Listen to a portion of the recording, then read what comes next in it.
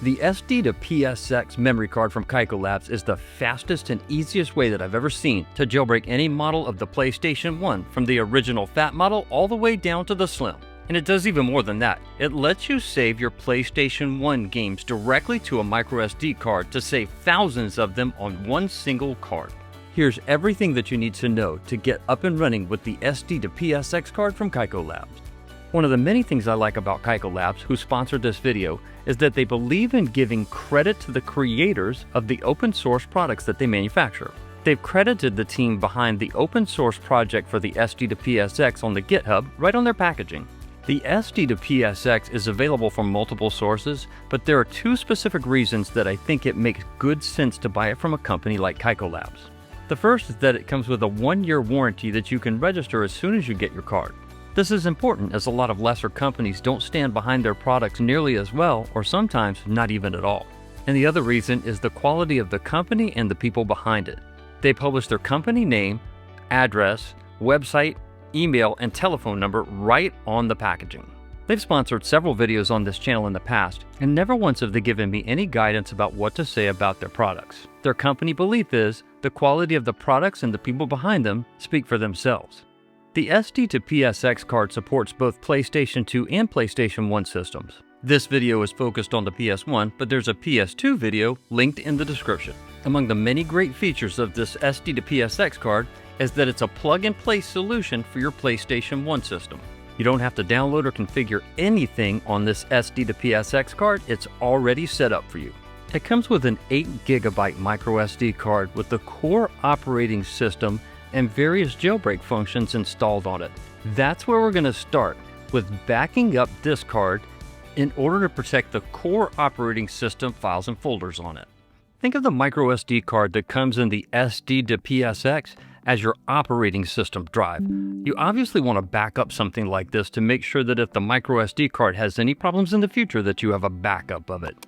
My recommendation is to take the microSD card out of the SD2PSX and insert it into your computer. Then open up a new instance of File Explorer and identify the drive that represents your microSD card.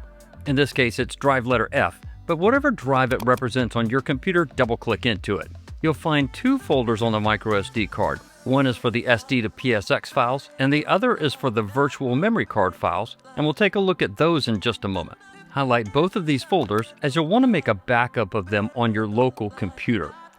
Then right-click and select Copy.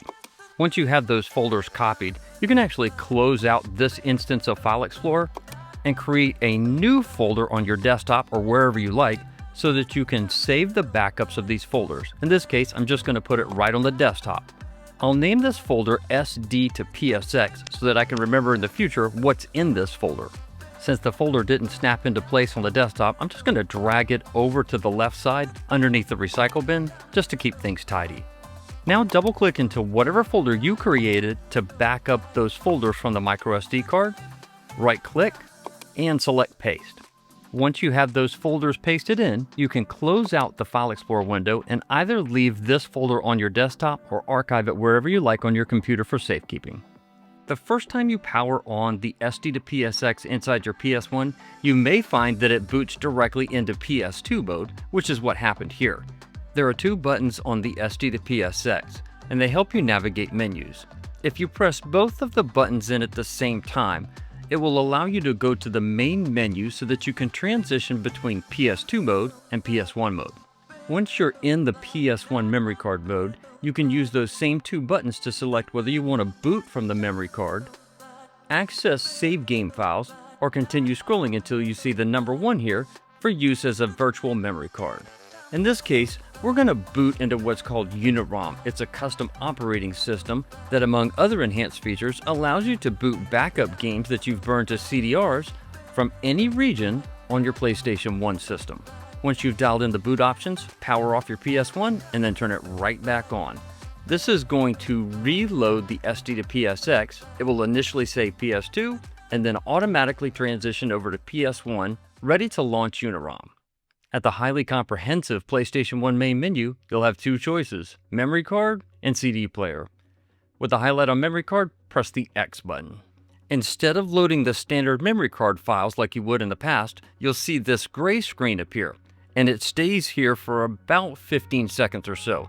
I'm not trying to bore you to death with watching it on video, I just don't want you to think that the system crashed just because you see a blank gray screen for a little bit. Just wait it out and the magic happens. You'll have loaded Unirom.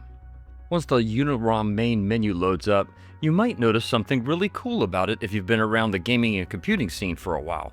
That menu happens to look almost exactly like the original basic menu from the Commodore 64. Let me know in the video comments if you've ever had the privilege of typing load, 8.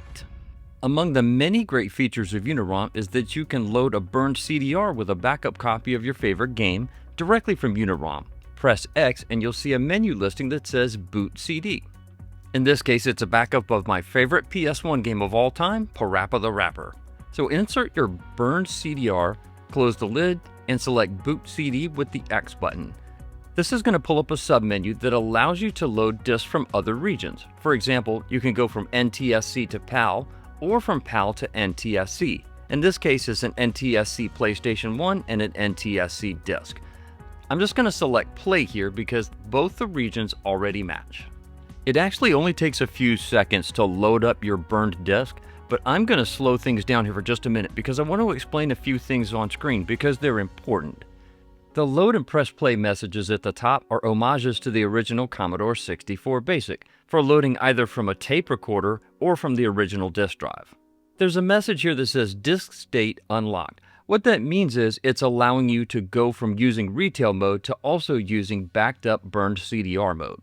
The most important message of all here is the one that says remove the FreePSX memory card. Don't do that. Leave this SD2PSX in place because remember, it uses both Unirom through FreePSXBoot and it's capable of saving your games directly to the same micro SD card. If you remove the SD2PSX, it won't be able to save your games because you won't have a memory card in there anymore for saving. That message is a little bit legacy because it's more designed for if you're going to create a FreePSXBoot memory card on an original PS1 memory card. Then you would need to take that out and insert a separate properly formatted memory card in order to save your game saves. One more important note here. Make note of the game's designation at the bottom right corner of the text. For example, here it says SC for Sony Corporation, US for United States, and there's actually a 5-digit designation number here. It's 94183. That becomes important in order to help you identify your save games on your micro SD card for save game management. And yeah, sure enough, the PS1 has no problem loading burnt discs with backup games on it using Unirom over the SD2PSX. It's amazing to think in the days of not so long ago, you literally had to install a hard mod chip into a PlayStation 1 just to be able to play backed up games.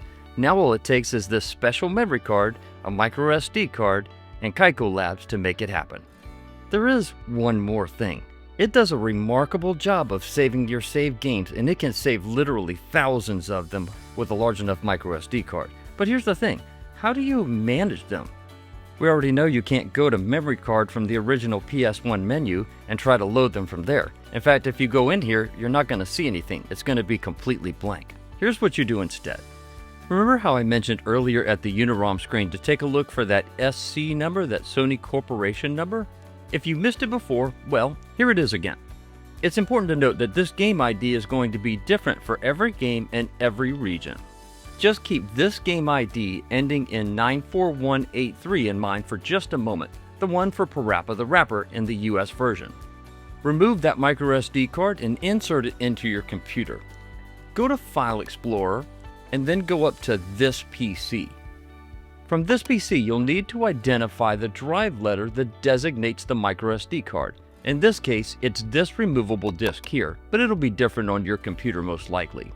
You're going to find two folders here, one for SD2PSX and one for memory cards. Double-click into memory cards, and you'll see a folder here for PS1.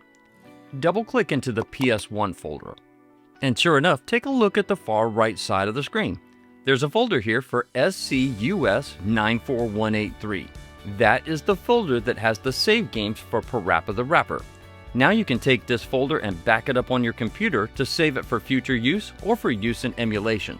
By the way, you can also stick in save games from your pre-existing saves into this folder on your microSD card. As long as they properly match the format and the game ID and region for your game, you can take them from things like your favorite emulators and play them on actual PS1 hardware. Amazing!